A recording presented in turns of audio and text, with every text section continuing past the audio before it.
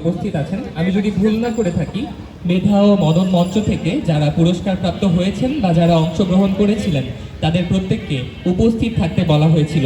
যদি নাম ডাকার সাথে সাথে আপনারা থেকে থাকেন, আমি অনুরোধ করব মঞ্চে এসে পুরস্কার গ্রহণের জন্য, এবং আমি মঞ্চে ডেকে নেব আমাদের মেধা ও মনন মঞ্চের উপদেষ্টা মহোদয় স্বপন বাগচি স্যার এবং ফিরোজ খান নুন স্যারকে পুরস্কার প্রদানের জন্য। আমি ডেকে নিচ্ছি আমাদের মেধা ও মনন মঞ্চ শৈলকুপার উপদেষ্টা স্বপন বাগচি সাহেব এবং ফিরোজ খান নুনকে। প্রথমেই এই প্রতিযোগিতাটি ছিল 4টি ক্যাটাগরিতে। ক ক্যাটাগরি ছিল যেটি প্রাইমারি, এবং সেখানে প্রথম স্থান অধিকার করেছেন নৃত্য করে প্রকৃতি অধিকারী। দ্বিতীয় শ্রেণী প্রকৃতি অধিকারী, মনোহরপুর সরকারি প্রাথমিক বিদ্যালয় আছে? পুরস্কার নিচ্ছে প্রকৃতি অধিকারী, পুরস্কার নিচ্ছে প্রকৃতি অধিকারী। দ্বিতীয় শ্রেণী মনোহরপুর সরকারি প্রাথমিক বিদ্যালয়।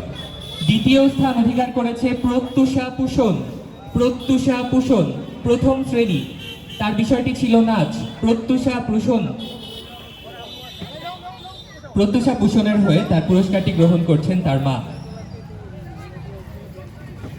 পুরস্কার নিচ্ছেন প্রত্যুষা পুষণের মা। এরপর খ ক্যাটাগরি, যেটি ছিল ষষ্ঠ থেকে অষ্টম পর্যায়ে, সেখানে একজনই পুরস্কার পাচ্ছে, অনিন্দ পোদ্দার, তার বিষয়টি ছিল গান। অনিন্দ পোদ্দার আছেন?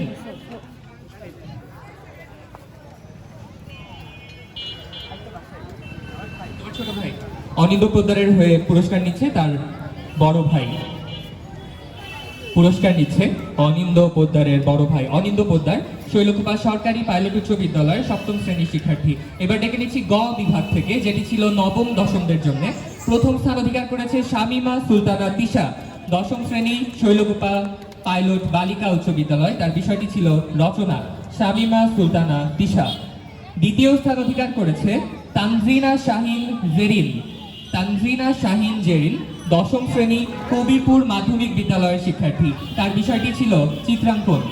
পুরস্কার নিচ্ছেন তানজিনা শাহিন জেরিন। সকলে জোরে করতালি দিয়ে আমরা অভিবাদন জানাবো।